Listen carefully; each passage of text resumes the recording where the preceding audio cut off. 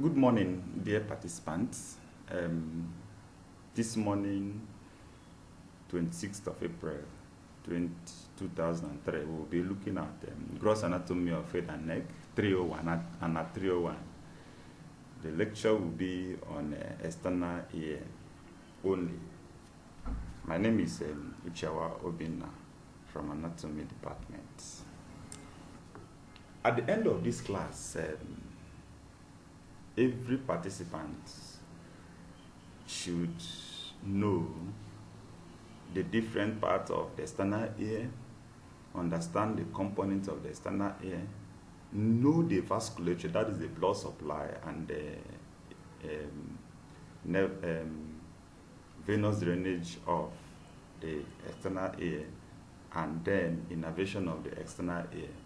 And then they should be able to know the functions of the external ear and various parts of the external ear. As a start, the external ear is the organ of hearing and balance. That is, the ear as a whole is an organ of hearing and balance. It takes part in hearing and then helps us in balance because the sound we hear is transmitted to the brain. And it's made up of three parts, the ear alone. The one we call the ear is the external ear. That's the one that is visible to us. The middle ear, the external ear is this. The middle ear starts from the tympanic membrane, this bone, and it lies within the cavity of the temporal bone, bounded laterally and separated from the external canal by a membrane, and that membrane is called the tympanic membrane. Then the inner ear that plays a series of functions. So when you look at the ear is connected. Sound moves from the external ear, is transmitted from the external ear to the middle ear, that is further transmitted to the inner ear. And each part of this ear has function to play or role. Then the external ear converts the mechanical signals received. What you receive is a mechanical signal that the external ear has a role to play in converting it from the middle ear. It starts as sound captured by the external ear into the electrical signals. That's the external ear converts the mechanical to electrical signals and transfer that information to the brain, while the inner ear contains receptors that dictate their motion and then position. The external ear has various parts. We have the pinea. We have the pinea, which is what we see, the auricle, and that auricle has the auricle. The auricle has different parts. You have the helix, the antihelix, the concha, the tragus, the external acoustic meatus, and antitragus, and then the lobe. The lobe is the part that is actually meant to be pierced by the female, but they have started piercing, some of them have started piercing the tragus, the antitragus, and even the helix. So that lobe is purely muscular. It's muscular, but the other part is made up of ledges.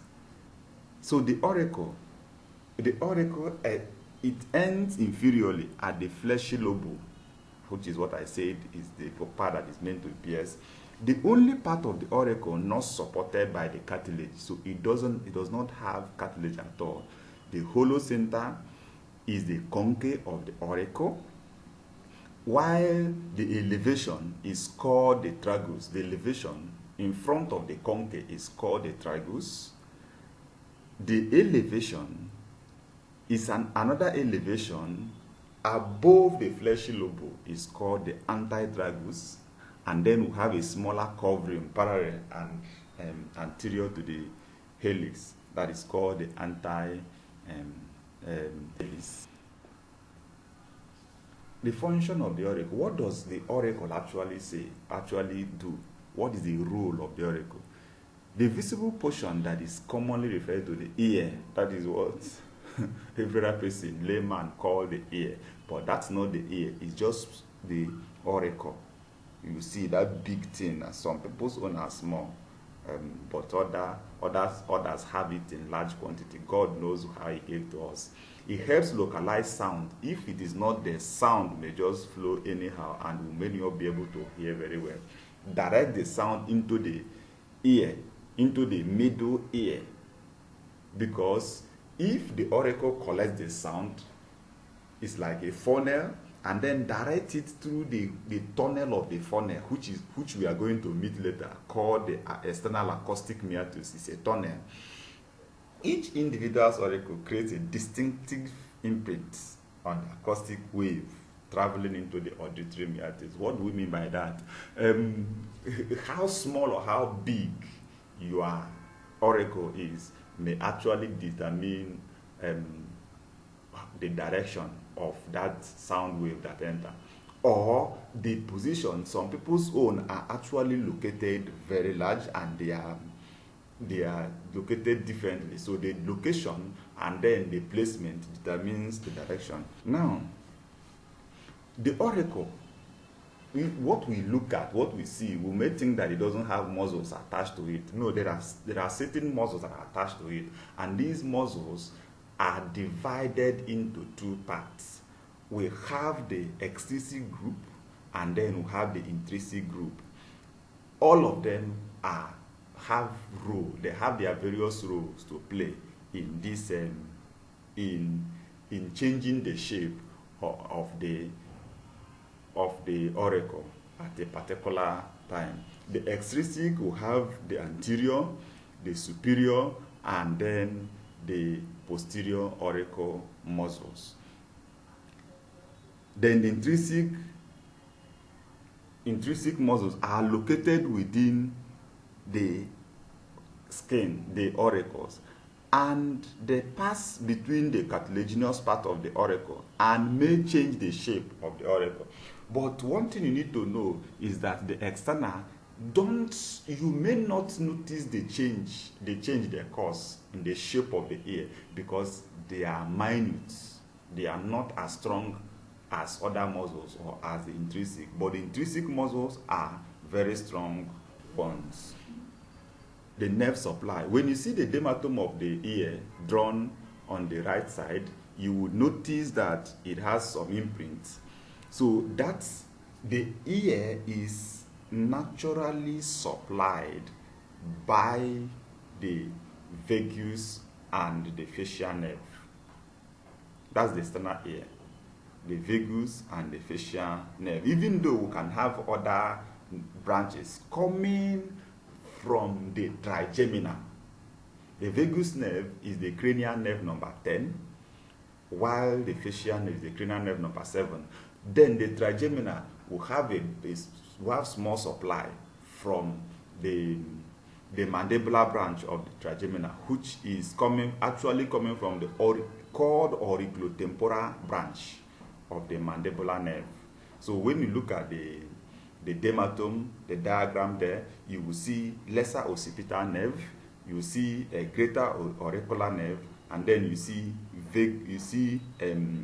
auriculotemporal branch of mandibular nerve. These are the branches of cranial nerve that supply the blood supply. Is from the posterior auricular artery and the auricular branches of the superficial artery. Then the external auditory meatus. External auditory meatus. This is the external auditory meatus. It's a tunnel we mentioned, 26 millimeters in length, and then 7 millimeter in diameter in adult. Size and shape vary among individuals. Mine may not be in yours. It is made up of cartilage, that is lateral 1/3 is cartilaginous, while the medial 2/3 is a bony tunnel. It contains cerumen, what we call earwax. Then this is how the earwax look like. Inside the ear, some of us have tried to remove this, but there is danger in doing that because this has a very important function. Even though the odor is offensive, but that odor is what protects us. One is that it repels water. It repels water. It doesn't allow water to enter the middle ear. Traps dust, sand particles, and microorganisms. That is the function. It moisturizes the epithelial lining of the ear, and then although discourages insects, it is antibiotic in nature. Antiviral, antifungal properties, it has that, and can protect us. Then from time to time it cleanses the ear. These are the relationship. It has anterior, medial, posterior, and inferior and lateral relations. These things are here. The relation, the diagram showing the function of the external acoustic meatus. It protects the eardrum. It acts as a resonator. That is, it amplifies the sound that comes into the ear, and then sensitivity to sound greatest in this frequency range. That is, converts this frequency range from hertz to decibel. Nervated by the third branch, that's the mandibular branch of the trigemina, the auriculotemporal nerve, are just the branches that innervate the auricle.